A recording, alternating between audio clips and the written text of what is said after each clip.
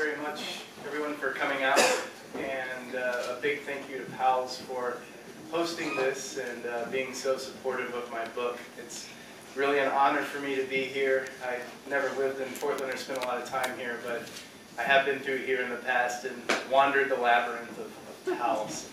So it really means a lot to me to get to be up here tonight.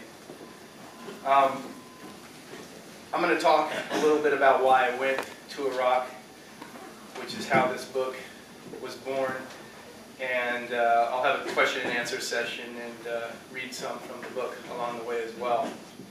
I want to start in more present tense, though, and begin by talking about one of the recent generals in what's now become a long string of generals who have retired, and then incredibly, after they retire from serving in whatever positions of supporting and running this illegal, immoral war and occupation, once they retire, this interesting phenomena happens. It seems as though their testicles drop.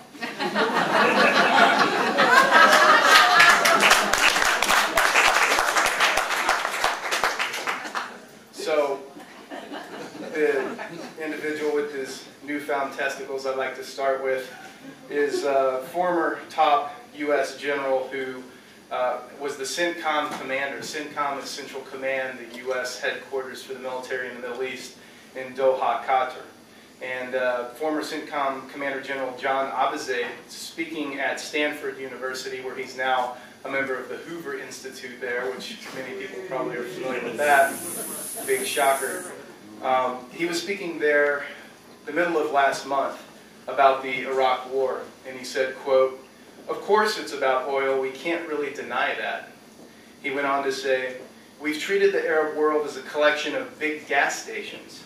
Our message to them is, guys, keep your pumps open, prices low, be nice to the Israelis, and you can do whatever you want out back."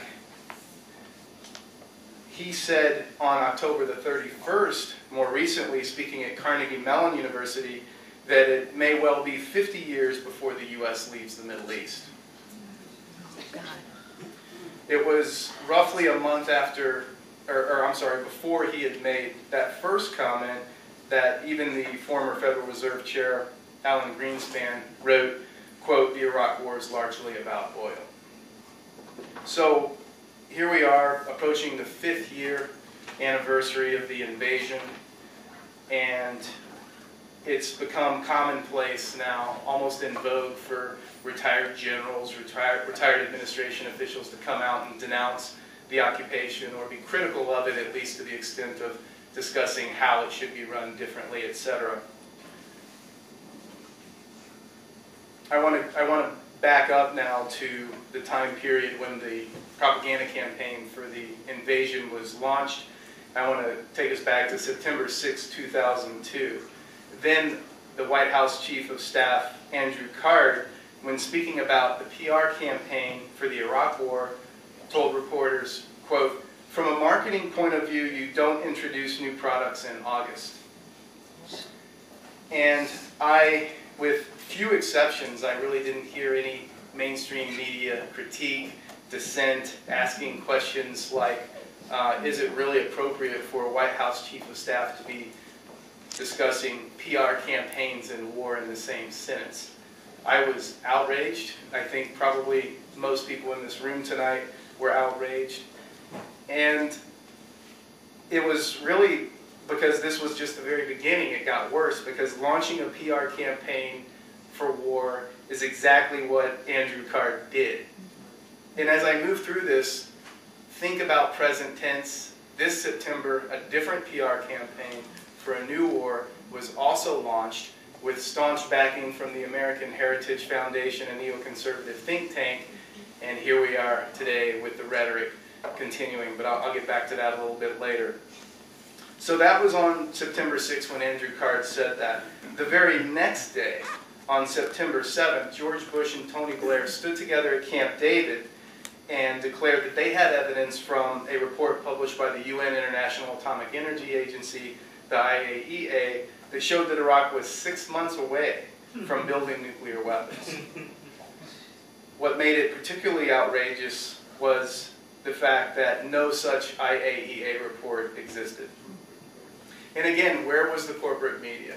Where were the journalists that were asking Mr. Bush or Mr. Blair or some of their underlings to provide that IAEA report or any other evidence that would support their claims of Iraq about to get nuclear weapons or already having WMDs, links to 9/11, etc.? Where were the journalists? Where were the hard questions? And again, with very, very few exceptions in the mainstream, they weren't there. Instead, they were just announcing these claims without questioning, which is not journalism, that's propaganda. The very next day, instead of, if journalists were really doing their job, the next day on the leading newspapers, the cover story should have been Bush and Blair make preposterous, baseless claim with no evidence of an IAEA report that does not exist. If journalists were really doing their job, that should have been the lead story. Instead, the very next day, September 8, 2002, the cover story, the front page story on the New York Times, co-authored by Judith Miller and Michael Gordon of WMD notoriety, Michael Gordon still working for the Times, of course, in which they proudly quoted their favorite sources. This one, a Bush administration official, anonymous of course, as saying, quote, "Iraq has stepped up its quest for nuclear weapons and has embarked on a worldwide hunt for materials to make an atomic bomb." And again, no questioning whatsoever of where's the evidence, let's have the hard evidence, show us something. If you're going to take the country into war against another country, things like evidence would be particularly important. But again, it wasn't there. And I was completely outraged and simultaneously baffled that, with few exceptions again, the corporate media was silent. Instead of doing the job as journalists should do and asking the hard questions, instead it was, as journalist John Pilger has described that situation, along with others, instead of being real journalism, what the mainstream media was doing was propaganda disguised as journalism. So for me, that was my red line. I was living in Anchorage, Alaska. I was working summers up on Denali, guiding and then volunteering doing rescues for the National Park Service up there. And I've always loved to write. I had done some freelance journalism, but for me, I figured, you know, that's if we're going to be taken into a war, and if this is the state of our media today, then something has to be done. And I didn't know what else to do. I was frustrated. I was completely outraged. I wasn't sleeping well once the war launched. I was glued to foreign media to find out what was happening, what was being done.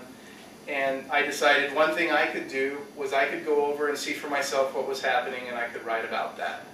So I went over to Iraq. I saved a couple of $1,000.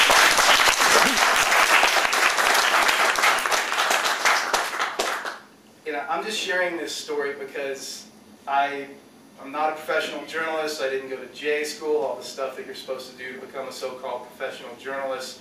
And I share all this because if anyone here thinks you can't make a difference, think again.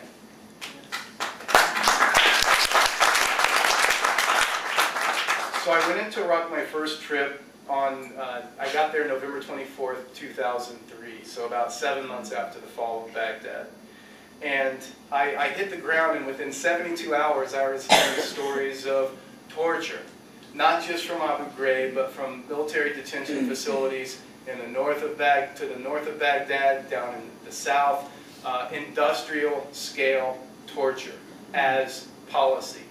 Stories, again, not just from Abu Ghraib, but sexual humiliation, dogs being used, electricity, sleep deprivation, etc. And I was on the ground 72 hours, and I was hearing these stories all over the streets of Baghdad. But on my 5th day there, on November 29th, up in Samarra, I heard of another story that perked my interest as well. And the U.S. military announced that they had a patrol in downtown Samarra that came under attack from a huge contingent of Saddam's Fedayeen. Saddam's Fedayeen were basically his shock troops, his special forces.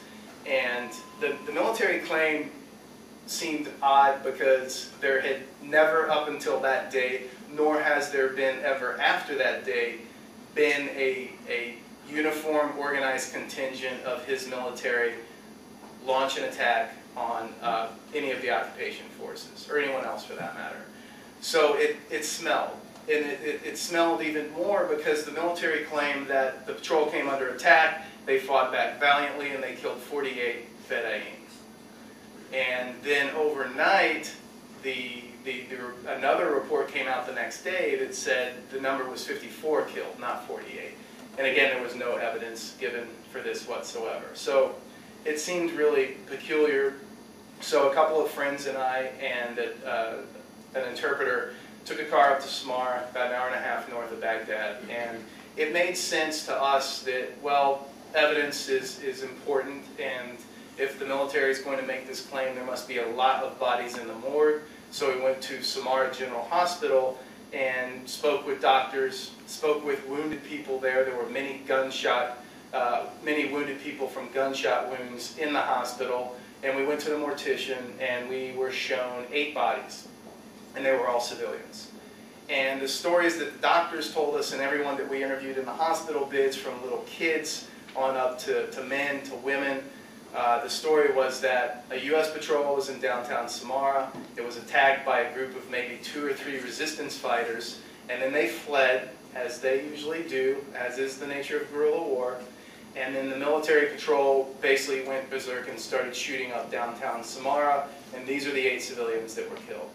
2 of them were Iranian pilgrims, because once the borders opened up after Saddam was removed, the Shrine of Al-Askari is in Samarra, otherwise known as the Golden Mosque, which was exploded in February of '06.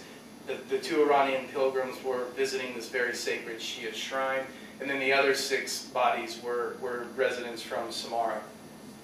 And an interesting thing happened then. We went and interviewed a leading tribal leader in the area, and he said the same story. He said, if there are all these bodies, as the military claims, let's see them. If there's 54 Fedayeen, where did they go? Where are the bodies? Did the Americans take them in their tanks? Are they flying? Just show us the bodies.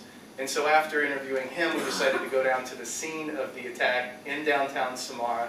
And to give you an idea of how dangerous the situation became for journalists as a direct result of the corporate media propaganda efforts, the scene was already set when we arrived, so that what had happened was a day or 2 before we got there, there were some mainstream journalists that showed up with their news cameras, BBC, NBC, and I think a couple of others, and they interviewed people, put them on tape, filmed them, and then went back to Baghdad, and instead of showing any of that footage, they just regurgitated the military side of the story.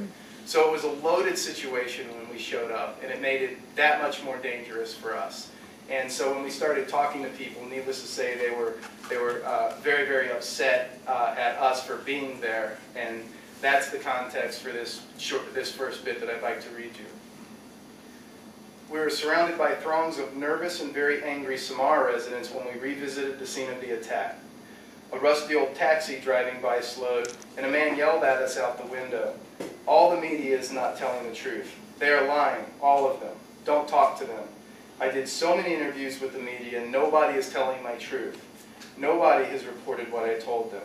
Why should you even talk to them? They are lying all the time, so don't talk to them. I stood near a building riddled with bullets and spoke with people who crowded around, anxiously waiting to tell their story. Shell casings littered the ground near the wall of a home. A man in his early 40s exclaimed with his hands in the air, "If the Americans can shoot every child walking in the street, it means the end of this planet." In just 1 week, I had already become familiar with the hands-in-air gesture made by frustrated and shocked Iraqis. To me, it signified the despair that was spreading across the country, a plea to anything or anyone who would listen. Another man showed me a parked car scarred with 112 bullets. He told of a U.S. soldier who had gone crazy and fired his weapon everywhere, even up at the sky at electrical wires running above the street. 2 of the wires had been shot through and were crudely spliced back together. They shot a lot of bullets to cut these wires, he said. The American soldier was laughing and shooting the wires. Are they Fed Ain wires? Were the wires attacking the Americans? He was laughing like a crazy man. Another man approached me with the 2 children of his brother, killed by U.S. gunfire, by his side. This little boy and girl, their father was shot by the Americans. Who will take care of this family? Who will watch over these children? Who will feed them now? Who? Why did they kill my brother? What is the reason? Nobody told me. He was a truck driver. What is his crime? Why did they shoot him? They shot him with 150 bullets. Did they kill him just because they wanted to shoot a man? That's it? This is the reason? Why didn't anyone talk to me and tell me why they have killed my brother? Is killing people a normal thing now? Happening every day? This is our future? This is the future that the United States promised Iraq? That incident and variations of that incident I saw repeated over and over and over throughout a total of 8 months I would spend reporting inside of Iraq. And it sheds light on why and how the total number of Iraqis killed so far is astronomically high. There's been only two credible scientific studies to date to tally the excess deaths generated by the invasion and occupation. They were both done by doctors and scientists from Johns Hopkins Bloomberg School of Health in conjunction with their colleagues at Mustansiriya University in Baghdad. And they were both published in a peer-reviewed medical journal in Britain called The Lancet, and so it's otherwise known as the Lancet Report. The first was released in October 2004, and more recently, their survey, the groundwork for which was conducted in July 2005, published in The Lancet on October of 2006, and that report found 655,000 Iraqis, or 2.5% of the entire population of the country, have been killed as a direct result of the U.S.-led invasion and occupation of Iraq. Comparable casualties in our country, if we extrapolated those numbers to make a comparison, if that percentage of people in our country had been killed, that would mean that every person in Atlanta, Denver, Boston, Seattle, Milwaukee, Fort Worth, Baltimore, San Francisco, Dallas, and Philadelphia would be dead. Every single person. Since then, another group called Just Foreign Policy, extrapolating data from the media from the time that study, the legwork for that study was concluded in July 2005, they now estimate that the number is well over 1 million Iraqis. It's almost 1,100,000 last I checked. And of course, there's never been a study on the number of wounded Iraqis, but for example, for every American soldier that's killed in Iraq, there's an average of 10 wounded. So being very conservative, let's say there's 3 million wounded Iraqis. Something I've checked out with medical workers in Iraq, and they say, yeah, that's extremely conservative, but you could say that. So to give you an idea of how catastrophic the occupation has become today, the total population of Iraq when the invasion was launched in March '03 was roughly 27 million people. Today it's under 23 million. Of those 23 million, roughly 3 million Iraqis are internally displaced peoples, IDPs, i.e. refugees, inside their own country. Another 3 million have fled the country altogether. 3 million are wounded, and 4 million are in need of emergency care, according to an Oxfam International report released this last July. Meaning if they don't get access to safe drinking water, food, and access to medical care, then they're at risk for their lives. In addition to 1 million dead. That means 14 million people, over half the total population of the country, are either refugees, wounded, in dire need of emergency care, or dead. Genocide. You can say that. I want to shift now and talk about Fallujah, I spent a lot of time on this in the book because, in my opinion, it was probably the largest scale evidence of the brutality of the occupation. The context for this next bit that I'd like to read, it's about the April siege of Fallujah, the first siege. And if you watch the corporate media, then year zero, day zero, for everything about Fallujah started on March 31st, 2004, the day when 4 Blackwater USA mercenaries were killed and the horrible things done to their bodies in Fallujah. But there's a little bit more context to the story than just that. We all know now, just as an aside, with all the Blackwater information that's been in the news, as it should be, this is a private contractor company, very, very close links to the Bush administration. CEO Eric Prince has donated hundreds and hundreds of thousands of dollars to the Bush administration, the Republican Party. That's why, of course, the State Department has happily granted them immunity over the last week for all of their contractors, but they've already had it in Iraq anyhow, since the very beginning of the occupation. But my point is that these contractors had been operating in Fallujah for many months because the U.S. military had been unable to. If we back up a little bit, I want to start with saying that despite the mainstream media propaganda that surrounded the events of March 31st, 2004, that portrayed the entire city as bloodthirsty savages, Saddam loyalists, Saddam holdouts, Fallujah is a very pro-Saddam city. The reality is that Saddam Hussein never could control Fallujah.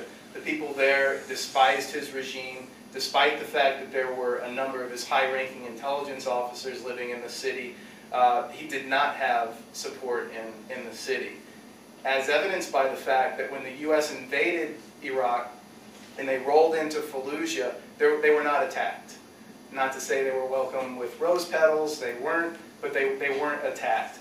And instead, tribal leaders and religious leaders in the city put forth a very pro-U.S. shake to work within the coalition provisional authority.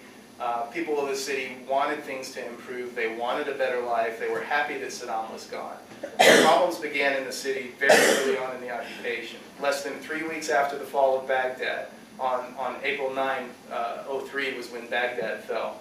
On April 29, in Fallujah, U.S. military personnel were occupying a school, and mostly parents and relatives of the children of that school held a demonstration, a large 300-400 people strong demonstration across the street outside of that school. And they were unarmed, it was peaceful, and they were open fired upon by soldiers in the school, and 17 people were killed. Later on, a Human Rights Watch report on the incident and a ballistics report found no evidence to support the military claims that they had taken any fire whatsoever from the demonstration, i.e. no U.S. military personnel were wounded or dead. There was no evidence of any bullet pock marks in the school whatsoever, but of course the walls and the houses behind the demonstrator were riddled with bullets. Another demonstration a few days later about that incident was also open fired on, and several more Iraqis were killed. Thus the resistance was born in Fallujah. It quickly grew. It was a very powerful resistance, and by the time March rolled around, the U.S. military couldn't run patrols in the city for 30 minutes or more without it being attacked. So every once in a while they'd push a big armored column into the city, it'd get hammered, and they'd pull it back out. So they resorted to mercenaries like Blackwater USA and other companies. And these people were going into the city, and there had been reports coming out of the city for months that they were carrying out executions, abductions, looting, this type of thing. So we're getting a little closer to March 31, but before I go there, another very important piece of this puzzle is that on March 22nd, 9 days before the Blackwater guys were killed, in Gaza, the Israeli military assassinated Sheikh Yassin, the spiritual leader of Hamas. And so when the Blackwater personnel were attacked on March 31, the people that did it, it was a small group, they distributed leaflets at the scene that said, this was done, we are the Sheikh Yassin Revenge Brigade. This is done in retaliation for what the Israeli military did in Gaza recently. So it's an important thing to note, as has always been the case through the occupation, that events happening in Palestine/Israel/occupied territories, every time a big event happens there, it sends shockwaves across the Middle East. And so one could argue that the Fallujah siege occurred in large part because of actions of the Israeli military in Gaza. So they're killed, the horrible things were done to their body. We're all familiar with those photos and that footage. The whole city is portrayed as barbarians. If you listen to the mainstream media, it was just like as though the entire city took place in the attack, and everyone there just wants to do nothing else than hack up bodies and drag them behind cars and hang them from bridges. And in reality, what wasn't broadcast by the mainstream media was that all of the religious leaders of the city staunchly denounced what was done to the bodies of the Blackwater mercenaries. And they told the U.S. military commander in charge of the city, look, if you give us some time, we'll find these people and we'll bring them to you, because we don't want them in our city either, because those actions are against Islam. But we didn't hear about that. And instead, the whole city was demonized, and there was a massive propaganda campaign that was launched on March 31 up until April 4th, that short window of time, because the April siege began on April 4th. And in those few days, for example, the New York Times didn't call these men mercenaries. On the outside, they called them armed contractors or security contractors, some. But in the New York Times alone, in that short window of time, they referred to them as American civilians 25 times. Other major newspapers around the states followed suit. The San Francisco Chronicle, the Washington Post, the Chicago Tribune, just to name a few. Over 10 times, every single one of those papers called them American civilians. Several of them wrote the Blackwater security contractors were conducting food delivery in the Fallujah area, just to give you an idea. Also, what wasn't reported is the U.S. military commander in charge of Fallujah did not want to have the whole city attacked. Instead, he was of the mindset that, well, we have these small token construction projects going on. We are working on some schools, some small irrigation projects. We're doing this to earn the trust and build rapport between us and the people of the city. It's very slow, and this is obviously a huge setback, but we feel like we're making a little bit of progress. We want to keep going down that road. So it's important to note that the order to siege the entire city came against the wishes of the military commanders on the ground that knew better, i.e. shades of the initial invasion of Iraq itself. The order came directly from the White House. And again, when we look at the Blackwater situation with all the new information that's come to light in the last weeks, thanks in large part to Jeremy Scahill and his great book about Blackwater and his tracking the situation, we have a more clear idea today as to why that order came directly from the White House, because this favored private mercenary company had been attacked and made to look very, very bad. So the order was given to siege the city, and a very huge siege commenced, but the military was unable to really push very far inside the city. Very fierce fighting, and when I came into Baghdad on April 4, that trip, the day that the city was sealed, and we were hearing, as refugees streamed out of the city and came down into Baghdad, we were hearing horror stories, mass civilian casualties, ambulances being targeted, horrible war crimes being carried out, cluster bombs being used. And so an opportunity presented itself where me and a few friends had the chance to go into the city. And that opportunity was an Iraqi NGO in Baghdad had organized a bus to go into the city and carry in humanitarian supplies. There were reports that the city was largely sealed, and it was difficult to get medical supplies in and out, and clinics, of course, were in dire need of just basic things like gauze and rubber gloves and blankets and clean water. So this NGO organized a bus to go in, and I decided to go. And we chose April 9 as the day to go in because this was the day that the military announced that there was a ceasefire as there were negotiations going on. And of course that was broadcast by the mainstream media back here. But when we went in on April 9th, we saw instead fighter jets dropping bombs in different parts of the city, helicopters strafing other parts of the city.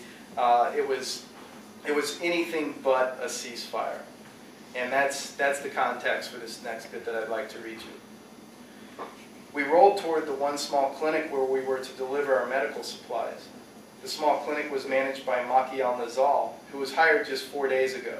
He was not a doctor. The other makeshift clinic in Fallujah was in a mechanic's garage. He had barely slept in the past week, nor had any of the doctors at the small clinic. Originally, the clinic had just 3 doctors, but since the U.S. military bombed one of the hospitals and were currently sniping at people as they attempted to enter or exit the main hospital, effectively there were only these 2 small clinics treating the entire city. The boxes of medical supplies we brought into the clinic were torn open immediately by the desperate doctors. A woman entered, slapping her chest and face, and wailing as her husband carried in the dying body of her little boy. Blood was trickling off one of his arms, which dangled out of his father's arms. Thus began my witnessing of an endless stream of women and children who had been shot by U.S. soldiers and were now being raced into the dirty clinic, the cars speeding over the curb out front, and weeping family members carrying in their wounded. One 18-year-old girl had been shot through the neck. She was making breathy, gurgling noises as the doctors frantically worked on her amid her muffled moaning. Flies dodged the working hands of doctors to return to the patches of her vomit that stained her black abaya. Her younger brother, a small child of 10 with a gunshot wound in his head from a Marine sniper, his eyes glazed and staring into space, continually vomited as the doctors raced to save his life while family members cried behind me. The Americans cut our electricity days ago, so we cannot vacuum the vomit from his throat, a furious doctor tells me. They were both loaded into an ambulance and rushed toward Baghdad, only to die en route. Another small child lay on a blood-spattered bed, also shot by a sniper. The boy's grandmother lay nearby, shot as she was attempting to carry children from their home and flee the city. She lay on a bed dying, still clutching a bloodied white surrender flag. Hundreds of families were trapped in their homes, terrorized by U.S. snipers shooting from rooftops and minarets of moss whenever they saw someone move past a window. Blood bags were being kept in a food refrigerator, warmed under running water before being given to patients. There were no anesthetics. The lights went out as the generator ran dry of fuel, so the doctors, who had been working for days on end, worked by light provided by men holding up cigarette lighters or flashlights as the sun set. Needless to say, there was no air conditioning inside the steaming clinic. One victim of the U.S. military aggression after another was brought into the clinic, nearly all of them women and children, carried by weeping family members. Those who had not been hit by bombs from warplanes had been shot by U.S. snipers. The one functioning ambulance left at this clinic sat outside with bullet holes in the sides and a small group of shots right on the driver's side of the windshield. The driver, his head bandaged from being grazed by the bullet of the sniper, refused to go collect any more of the dead and wounded. Standing near the ambulance in frustration, Maki told us, the ambulance and they shot the driver after they checked his car, inspected his car, and knew that he was carrying nothing. Then they shot him, and then they shot the ambulance. And now I have no ambulance to evacuate more than 20 wounded people. I don't know who is doing this and why he is doing this. This is terrible. This has never happened before. And I don't know who to call because it seems that nobody is listening. The stream of patients slowed to a sporadic influx as night fell. Maki sat with me as we shared cigarettes in a small office in the rear of the clinic. For all my life I believed in American democracy, he told me with an exhausted voice. For 47 years I had accepted the illusion of Europe and the United States being good for the world, the carriers of freedom and democracy. Now I see that it took me 47 years to wake up to the horrible truth. They are not here to bring anything like democracy or freedom. Now I see it has all been lies. The Americans don't give a damn about democracy or human rights. They are worse than even Saddam. I asked him if he minded if I quoted him with his name. What are they going to do to me that they haven't already done here, he said. That siege ended, and I went back into the city several times in May, and after I interviewed doctors at Fallujah General Hospital, I was told that 736 people died in that siege, and that they estimated 60% of them were civilians. The city then remained unoccupied for 6 months. It was the only unoccupied city in the country. And then that set the stage for November right after Bush remained in office, after the elections, in quotes, here in 2004. Within days of that happening, on November 8th, the siege of the city, the second siege titled Operation Phantom Fury, was launched. And at the end of that siege, which was under the guise, and again, if you watch corporate media for that siege, I think the line went something like, Jordanian terrorist Abu Musab al-Zarqawi had taken control of the city. One military commander in the area described it as a hostage intervention operation. There's no evidence to support anywhere that Zarqawi ever went inside the city. And I can speak from firsthand experience that he would not have been welcome there had he tried. Nevertheless, the city was attacked, very, very huge and fierce siege, and at the end of it, over 100 U.S. soldiers were killed, nearly 1,000 wounded, and later on an Iraqi NGO in the city estimated that approximately 5,000 people in the city died during that siege. To this day, there are entire neighborhoods of Fallujah that do not have running water or electricity, and the city even has higher unemployment rate than the rest of Iraq at about 80%. The rest of Iraq, the unemployment rate's between 60 and 70% now. There was so much going on that spring, March, April, May, June of 2004. We had Dahr al-Sadr had launched an uprising against U.S. forces. We had Fallujah, of course, which I just spoke about. And so it got confusing at times, and so to get clarity, I fortunately had found a senior political scientist at Baghdad University who is very, very astute, and it was oftentimes very clarifying to go talk with him and interview him to get his take on what was happening. And that's the context for this next short bit that I'd like to read when myself and my main interpreter in Iraq, his name is Harb, decided to go visit him. One day as we neared the end of April, Harb drove me to the other side of his neighborhood of Al-Adamiyah in Baghdad. The setting sun was bathing the nearby groves of date palms in a dark orange when we pulled in front of the old but elegant home of Dr. Wahid Omar Nafmi on the banks of the Tigris River, directly across from the sprawling green zone. We were escorted into his sitting room by one of his sons before Dr. Nafmi entered. The old stately professor greeted us formally, then immediately lit a cigarette and engaged Harb in some small talk in Arabic before getting to my questions.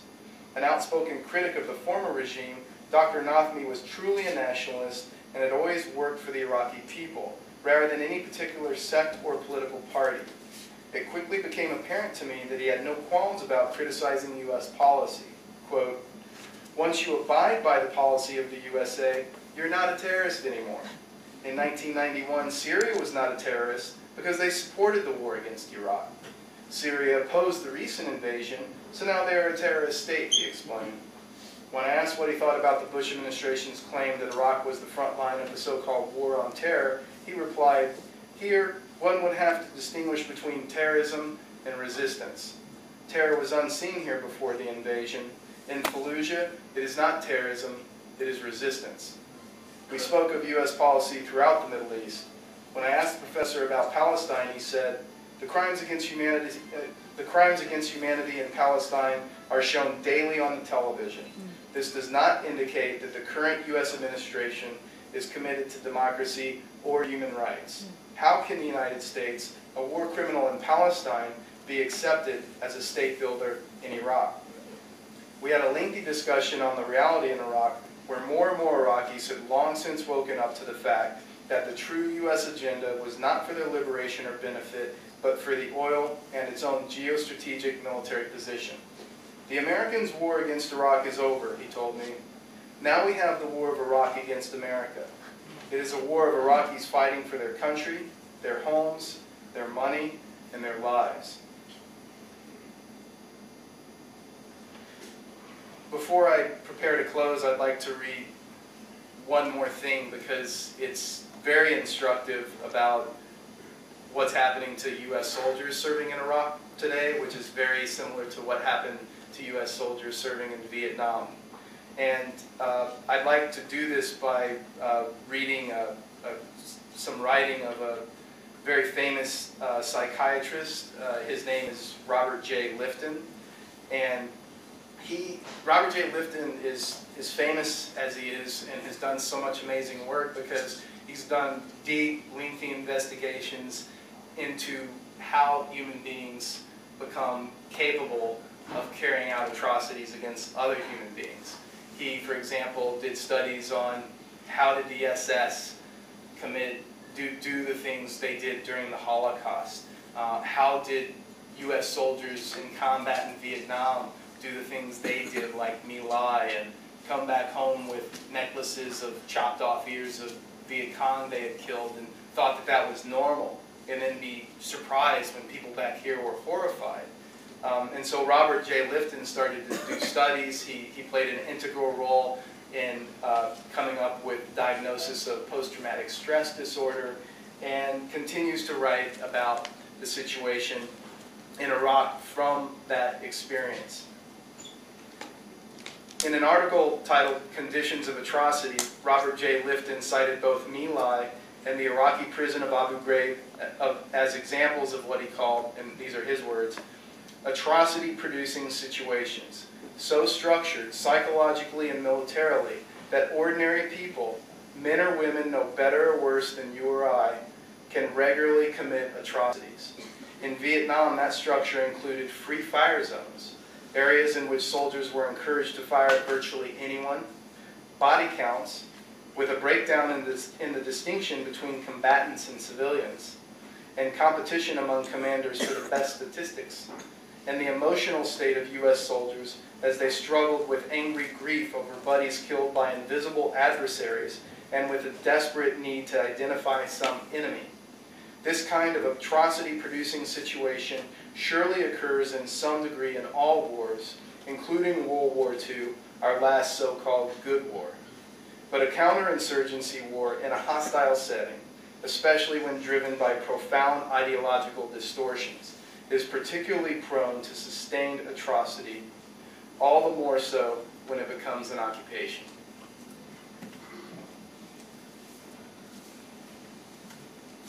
Before I get into the question and answer session, I'd like to end on a little bit of a positive note to lower the chances of risk cutting when people leave the room. This is a poem by poet and author Marge Piercy. It's called The Low Road. What can they do to you? Whatever they want. They can set you up. They can bust you. They can break your fingers. They can burn your brain with electricity. Blur you with drugs till you can't walk, can't remember. They can take your child, wall up your lover. They can do anything you can't stop them from doing. How can you stop them? Alone you can fight, you can refuse, you can take what revenge you can, but they roll over you. But two people fighting back to back can cut through a mob. A snake dancing file can break a cordon. An army can meet an army. Two people can keep each other sane, can give support, conviction, love, massage, hope, sex. Three people are a delegation, a committee, a wedge. With four, you can play bridge and start an organization. With six, you can rent a whole house, eat pie for dinner with no seconds, and hold a fundraising party. A dozen make a demonstration. 100 fill a hall. 1,000 have solidarity in your own newsletter. 10,000 power in your own paper. 100,000 your own media. 10 million your own country. It goes on one at a time. It starts when you care to act. It starts when you do it again after they said no. It starts when you say we and know who you mean. And each day you mean one more. Thank you.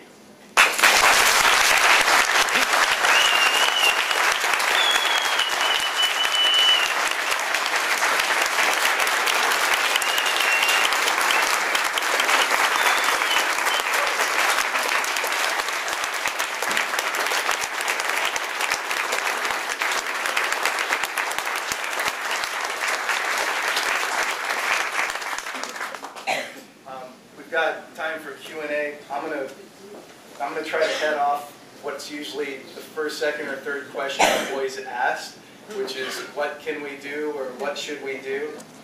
The first thing I'd like to point out is that I think I like that poem so much for a lot of reasons, but one of them is the theme of organizing locally and building community, which in a place like Portland I know is not a new topic for most of you here.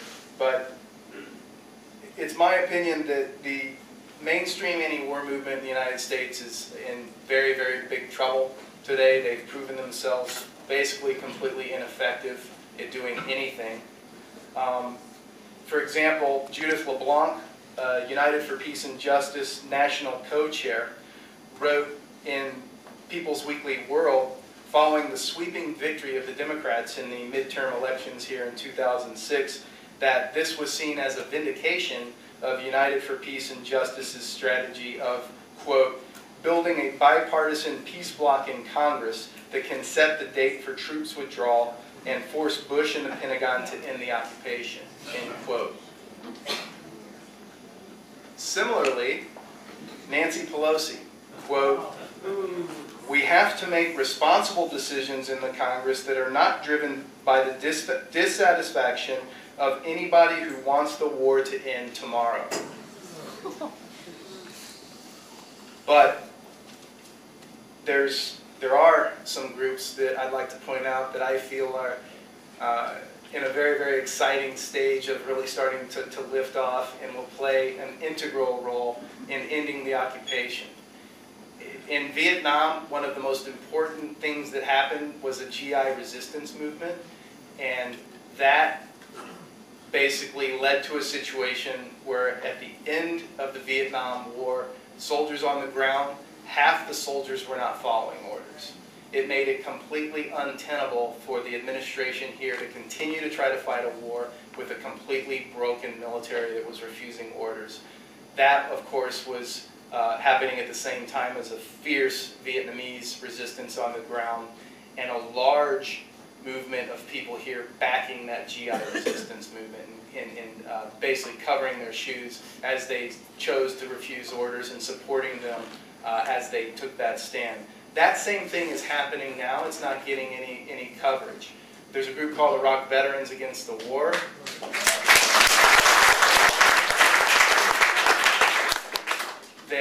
Their membership's growing. They're getting between 10 and 15 new members every single week. It's doubled every single year since they formed. It might well triple this year.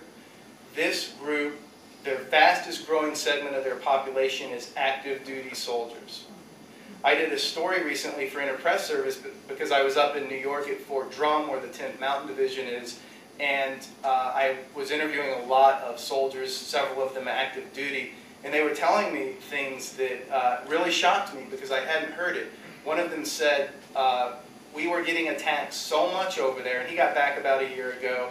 He was in the Abu Ghraib city and Fallujah area of central Iraq. He said, we were getting attacked so much that we decided that it was foolish to keep running patrols. They weren't bringing any more security to the Iraqi people, and we all knew very well that our commander, for example, was sending us out on these patrols because he would get a medal, even if he wasn't with us, if his platoon was attacked. And so we had enough of that. So we started basically going out to the end of our patrol route. We'd find a big, nice open field, ideally with some date palms. We'd pull our Humvees up and we'd sit, our unarmored Humvees up, and we'd sit there and we'd smoke cigarettes and we'd drink soda and we'd listen to music and pretend. And every hour we would call back to base and say, yep, we're doing weapons, we're searching for weapons caches in this field and it's going great. Talk to you in another hour. And he said, we were doing that every other day.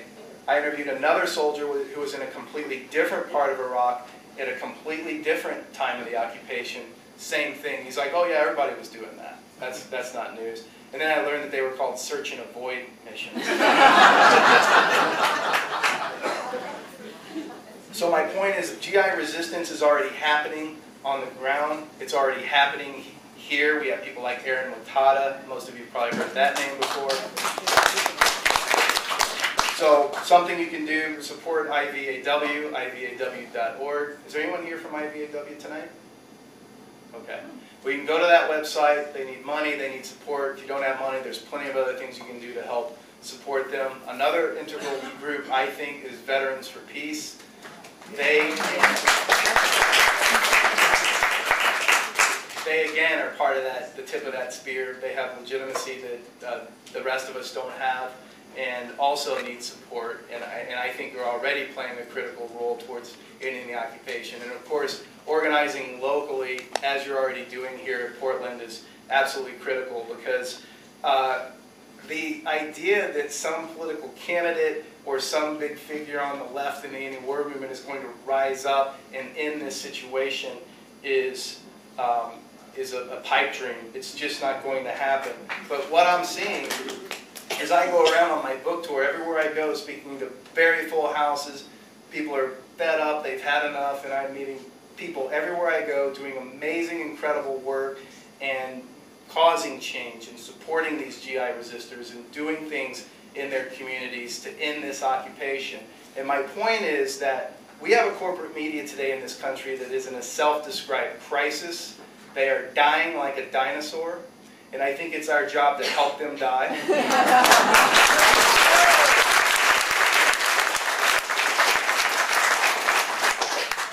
While building the alternative, and that's happening. So whether it's the media or whether it's GI resistance movement, the thing is it is happening, and the revolution will not be televised, but especially by the corporate media. Question. There are a group of us in Portland that are working to bring an Iraqi child injured in the war to Portland for medical care that she or he can't get in Iraq because of the war. Anyone interested in that effort, please see me afterwards. I have a lot of information on it. The key thing we need right now is a hospital willing to provide free care. If anybody has those connections, see me afterwards. Thank you very much. Thank you. We're working with No More Victims. NoMoreVictims.org, fantastic group. Cole Miller out of LA started it, got it rolling. There's another thing that can be done. You went from being a guide in the mountains of Alaska to a freestanding reporter in Iraq in very short order.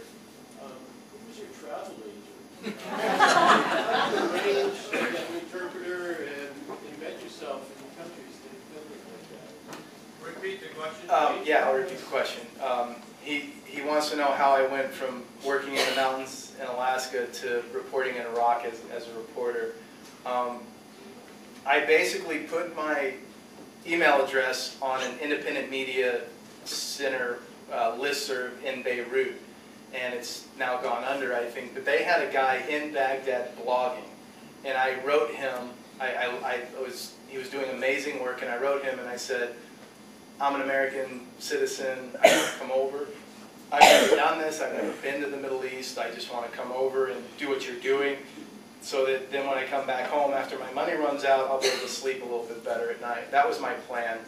And I wrote him and said, how do I get in? And he said, he basically wrote me kind of a rough, Lonely Planet-esque type of guide of how to come into Iraq under occupation.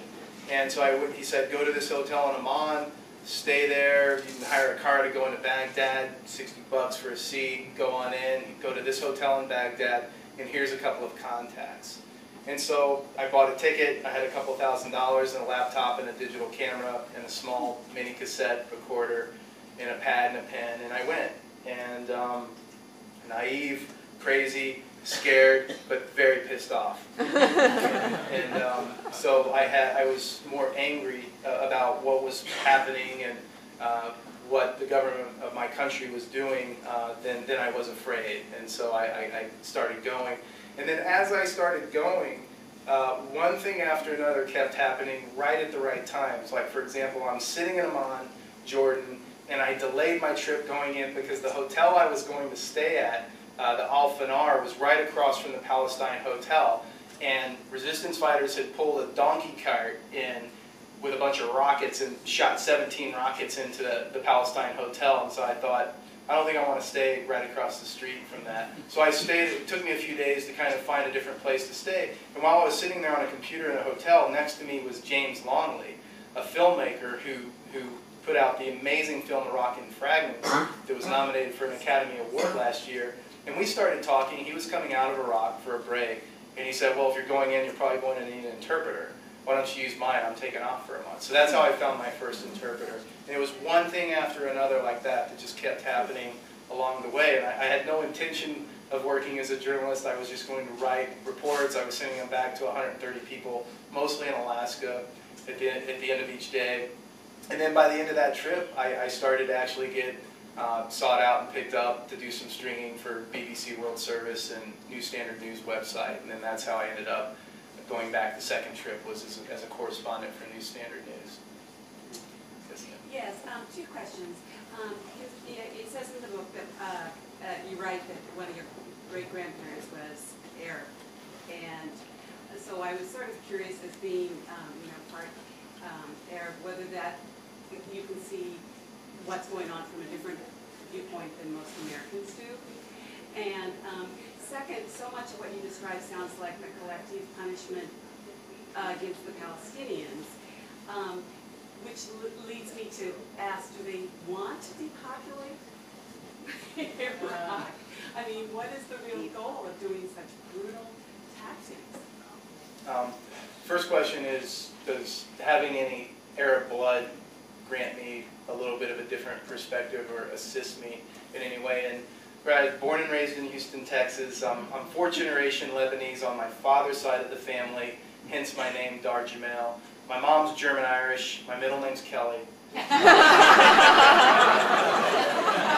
parents and grandparents both grew up in Houston. I'm a classic, typical American mutt. And I always wanted to go to the Middle East. I'd never been there, but that's about as far as my Arab blood worked, as far as giving me a different perspective, I guess. And as far as the collective punishment, it does very closely resemble Israeli tactics because, as many people here probably know, Rumsfeld basically was the one that drew the plans for this war. That's why they went in with so few troops. That's why they went in when they did and how they did. This whole model of revolutionizing the U.S. military to make it fast and light. We're just going to shock in there and take off the head of the dictator and put on a new head, and then blast in our neoliberal economic policies and eviscerate the country. And that was the plan. That was the Pax Americana, Project for the New American Century plan for Iraq. And Iraq was the model that was going to spread through the Middle East. But instead, we had a situation where instead of that happening, the 3-4 months into the occupation, and instead of those military people being greeted by roses, as I think Rumsfeld really believed would happen, I really do think he believed that. And once they saw about 3 or 4 months into it, that, oh, whoops, there's a resistance. People don't actually like to have their country occupied, especially when those people are doing bad things a lot of the time. So resistance started and started picking up speed. So around early fall 2003, Fort Bragg had some visitors from the Israeli military. They had counterinsurgency experts from the Israeli military come over to Fort Bragg and start training. And immediately on the ground, that translated in Iraq to collective punishment. Things like when a U.S. patrol was attacked, like in Samarra, like I spoke of, the whole city would be enraged because all the electricity and water for the whole city would be cut for days, sometimes weeks. This was happening in Ramadi, Samarra, Fallujah, all around places in central Iraq, even parts of Baghdad early on in the occupation. That was happening in Samarra when I was there, from that part that I read. Things like when a U.S. patrol was attacked, if any of the houses nearby, right where the roadside bomb went off, they'd come back with bulldozers and just level the houses. That was policy.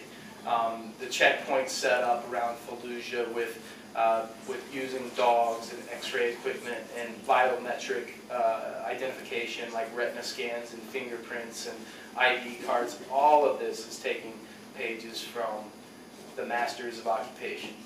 And so these have been being applied in Iraq for ages. And of course it's done nothing but infuriate people, and that's why we have the resistance the way it is today.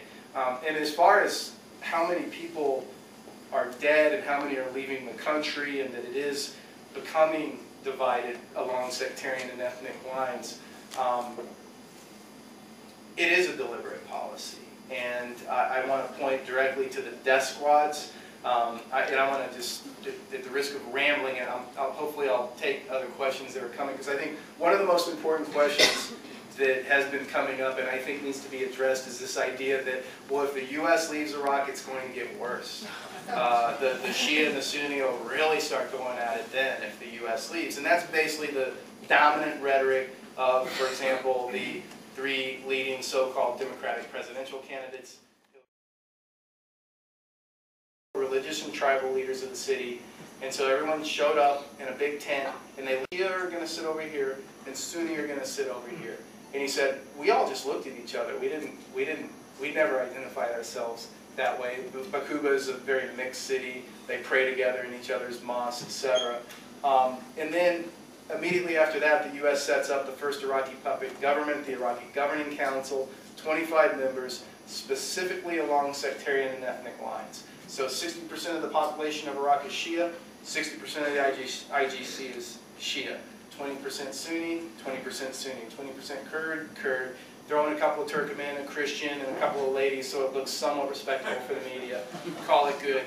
People like Ahmed Chalabi was in the IGC. This is a man, a convicted felon in Jordan for embezzling $250 million from the Bank of Petra and only escaping jail by being smuggled out of the country in the trunk of a car. So he's in the IGC. And now he has another prominent position in the government today, I should add. I digress. So the IGC immediately starts getting Iraqis thinking along sectarian and ethnic lines, creating power struggles. But the key point I want to make about the situation with civil war today and why it will get exponentially better when the U.S. leaves is the death squads. And if we go back, I want to go back first for context for this.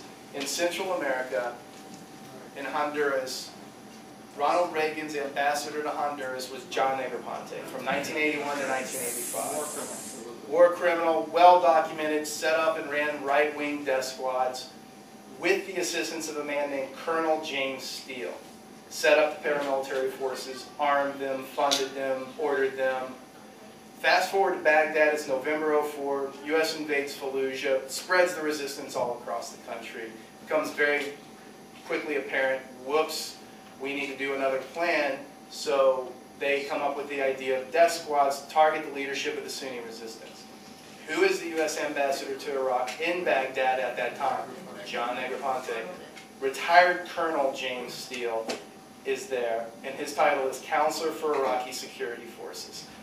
Pulling people from the Shia Badr organization militia, the Kurdish Peshmerga militia, getting them organized, running them all through the Ministry of Interior, as is being done today, and sending them out to target the Sunni leadership of the resistance and key sympathizers. So that started on a broad scale, institutionalized civil war. Being run and orchestrated by the U.S., of course it's spun completely out of control at this point. It's become the leading cause of death in Iraq. So the point is, when the U.S. pulls out, and they will eventually have to pull out of Iraq, when they pull out, the key ingredient of the civil war, the key factor causing all the chaos and instability in the country will be removed. And there is already enough political organization resistance in the country there right now, coalition groups together, ready to step in and have real popular elections to bring in a government that would have real popular support. On October 31st, this past Wednesday, the City Council approved a resolution to make a permanent peace park here in the City of Portland. And that was brought to us by efforts of Veterans for Peace. And I encourage you, you don't have to be a veteran of the war in Vietnam or any war. You can be an associate member, which I am. I serve on the front lines of the streets and protest during the war. The other thing is that 4% of the people that died in World War I were innocent victims of war. Today, it's 99% that are innocent victims of war. And that memorial near the Steel Bridge will commemorate all those innocent victims of war. Today, I encourage every one of you if you belong to any faith organization, challenge your leaders in your churches or synagogues to write letters to your congressman, invite them to come and speak in regards to what's happening through the drumbeat of war in Iran. And I think that we'll have a chance to hold back the effort to go into Iran too, if we really push for it within any organization we belong to.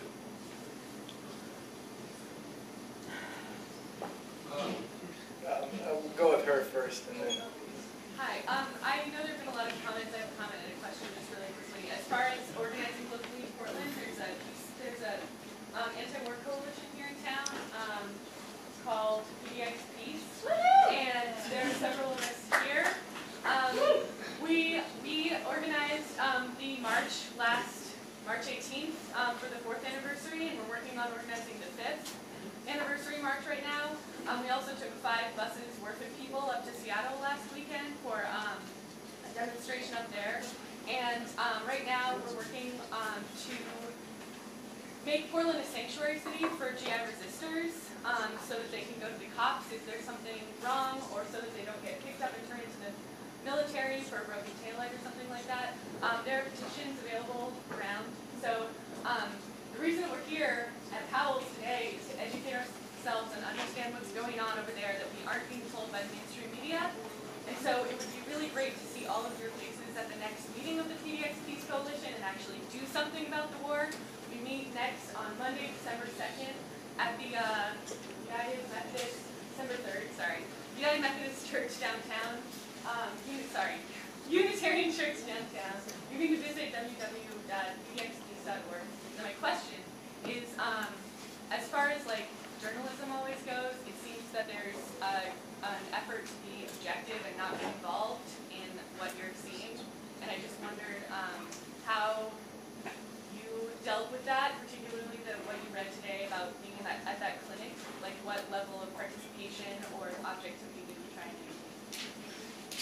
The idea of objective journalism was another thing I had to kind of unlearn through my political education after coming out of public schools and the history books that I was given to use.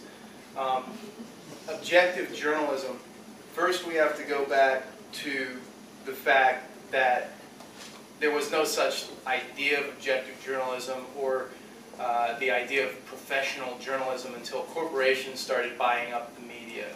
Corporate conglomerates started buying up. I remember back in big cities across the U.S. there used to be lots and lots of different newspapers. There was a business paper, there was a sports paper, there was a lifestyles paper, there was union papers, labor papers, I mean you name it. And so now we basically have one newspaper and everything's under one roof. It's like the Walmartization of the news. And so instead of having all these different journalists with their own specialties and their own chosen things that they're going to cover on a regular basis, you have one journalist that has to wear all these hats. And so basically we have to make this little idea that, okay, we can't afford all these other guys, and so you're going to be objective, you're not going to have feelings, they're not going to come out in the story, you're going to report, there's going to be 2 sides of the story, as if there's only ever 2 sides of the story. And if you give 2 viewpoints over here, you have to give 2 viewpoints over here. My point is, it's completely ridiculous. The second you decide what story,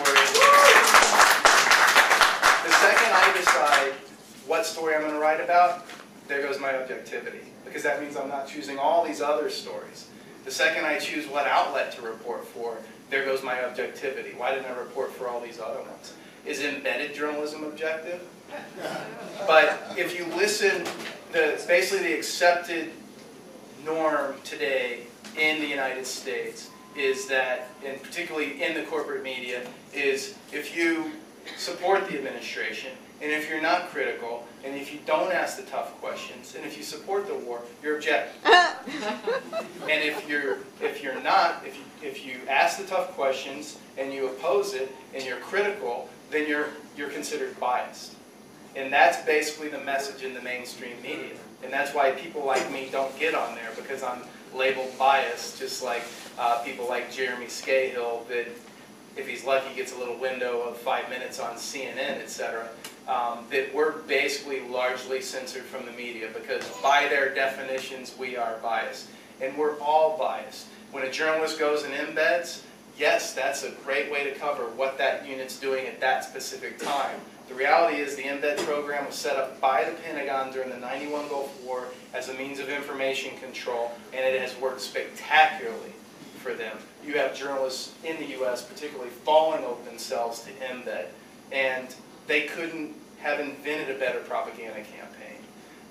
Why do, I was asked the other day, well, is there still planting of false news stories in the U.S. by groups like Lincoln Group and SAIC and all that? So yes, there are, but they don't really, they spend most of their money in Iraq because they don't need to spend it here.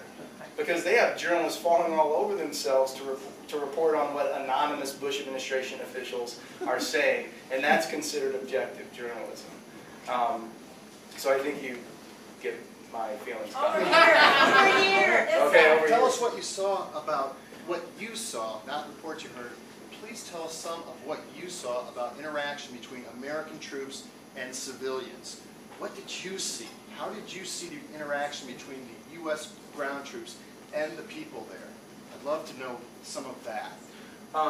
Interactions between U.S. troops and Iraqi civilians, it happened in the first 6-8 months of the occupation where troops were still believing this hearts and mind thing, and they were trying to go out and talk with people, but basically it hit a point rather quickly once the resistance started and troops quit leaving their vehicles. And so basically this we-they mentality deepened, and they, of course, are riding down the streets in their vehicles with their armor and their shades and their baklavas and their helmets, and basically you can't even see a human being in there. And that's how Iraqis saw them, is like, look, they don't even try to talk to us, they're afraid, they stay in their vehicles. And so any connection or any interaction was largely lost probably 9 months into the occupation. But what I saw was mixed. I mean, I saw, going through checkpoints, I saw some soldiers naturally treating Iraqis with dignity and respect, and I saw others saying, get the fuck away from me, and aiming their guns at them and kicking them and spitting on them and throwing them on the ground and putting bags over their heads and torturing. And I didn't see it, but then of course the rampant torture. So it's mixed. I mean, just all soldiers are doing the best they can, but then over time, once they started getting attacked on the levels that they were, that it basically eliminated any possibility of them going in and trying to just talk with Iraqis, especially once suicide bombings really cranked up. Yeah, that. Yeah, thank you for coming. I'm assuming that maybe, just nod one, that the death squads include the mercenaries or Iranian mercenaries. Whether or not they do, I don't think American people support the mercenaries. And I think we need to reframe the debate. So I know a lot of us have thought about this. But when somebody says support the troops, I think support America. Because America is a lot broader, and it includes the people, the values that we have in our country. A subset is the troops. The other thing is I'm not seeing what's happening with the fact that all of the presidents except Bush, just about almost unanimously, were against preventive war. In fact, I remember Truman saying that preventive war is only something that a mad dictator would do, that it is not what a democracy does. And I don't know why people and our leaders are not saying that. We need to say this fast. There's another war on the horizon. And I haven't heard this kind of information coming out from people. Ike said the same thing, and even JFK. They said he did not do preventive war. He stopped short of that. The United Nations, when they formed after the First World War II, also was to stop preventive war. So that preemptive and preventive, both. There's a real good book, Less Safe, Less Free, that's out there about this. So I'm hoping we can talk about that, because those are the kind of things. And also, as far as you, I haven't heard in the book, like Scott Ritter and many other people who did, before the war, who told us the truth, who said the fact that they had no weapons of mass destruction, and he had been there along with the UN to look at this. So what I'm wondering is, are we, can we look at those things, and can we also, and I know this is way too much, but the immigration, the immigrants are being attacked in the same way as we are, as the Iraqis are being attacked. So what can we do to reframe the debate and reframe it rather fast so that people like Pelosi either lead, follow, or get out of the way? I try not to look at really the big picture.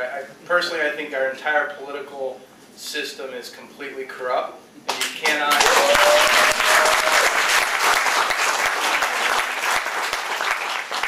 We're in late capitalism. This, it's basically collapsing around us as we live here. Like the media, it's going down. Mainstream opinion already, even regarding the upcoming election, is, what's the point? Who's even going to vote? I think it's not about reframing debates or, trying to get Pelosi to go one direction or another. I mean, they're all bought and paid for by the same people. It just doesn't. I think the answer is just, that's why, to me, it's locally finding these small groups, whether they're ones that already exist in your community, groups like Vets for Peace and Rock Veterans Against the War. Those groups that can actually, literally, tangibly make the war stop because they're not going to fight it anymore. Supporting that, supporting groups that are doing similar type things on different issues here. I mean, I think that's what it's about, and let the big picture go wherever the big picture is going to go. I think we're running out of time. I'll just take a couple of more. Yeah. I'm Mike Casey. I'm with Veterans for Peace. I just want to say, and I really need to say this to you as a Vietnam veteran, it's a pleasure to be here because you're so thorough, you're so visceral, and you're so brutally honest. And that's what we have to have, And I just want to make a comment about the search and avoid stuff, that kind of stuff. When I left Vietnam, I was seeing the rapid disintegration of American involvement in Vietnam. I was seeing the homicides and suicides and rampant heroin addiction. I can remember the day I left Vietnam, I was staying at transit barracks and we were getting ready to fly out, but we had to take our urinalysis test to test us for heroin. And the graffiti was all over that inside of that barracks. And you would not believe the visceral things that American soldiers were saying about Richard Milhouse Nixon and General Westmoreland. It was just unbelievable. I'm going to close with just this. I walked into the Veterans Hospital the other day because I had an appointment there, and an Iraq veteran passed me, okay? He walked out. His face was catatonic, okay? He looked straight through me, and he was drooling out of the corner of his mouth. That's where this administration has taken us. Yeah. That's, I just could not believe how graphic. So thank you so much for being here. I just love you for being here. Thanks so much.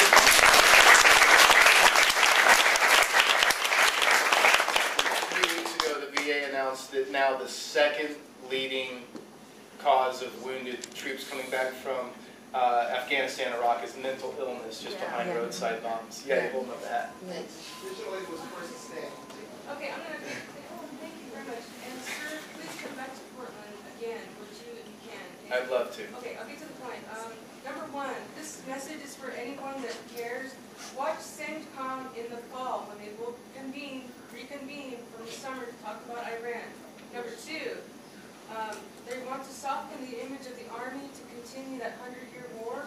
Number three, John Negroponte will just, he'll say that during that time there were certain diplomats who were not allowed beyond their compound to talk with ordinary, regular Iraqi citizens.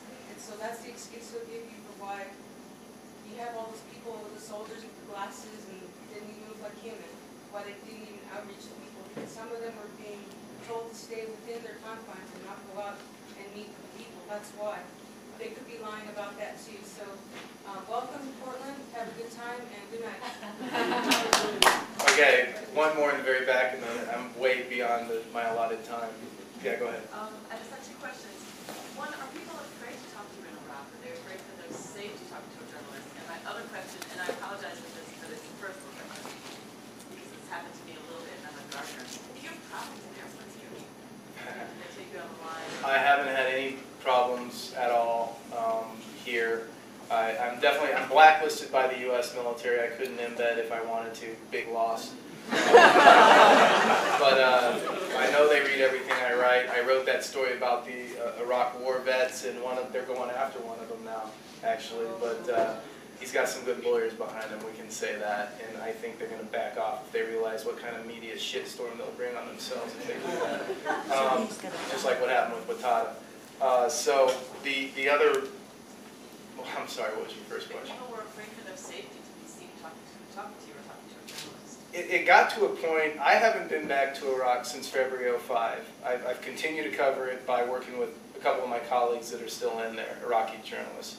When I left Iraq in February '05, it got to a point where I knew I wouldn't be coming back anytime soon, because basically there's over 30 people a day in Baghdad alone being kidnapped right now. And it's probably even more than that. And it's because there were these floating checkpoints being set up. So just going around as a journalist in a car, literally you're driving down the street and you see there's these plainclothes people wearing with Kalashnikovs. Maybe they'll throw a few tires out there like a makeshift checkpoint. You don't know who they are. Are they plainclothes Iraqi police? Are they militiamen? Are they death squad people? Are they just criminals? Whatever. And so you have to turn around literally on the road and try to find a different way to get to where you're going to go. And there was just more and more of these checkpoints popping up, and it just hit a point where it's like, look, the walls are closing in. How much longer can you do that? And along with that is Iraqis did become very wary of talking with people.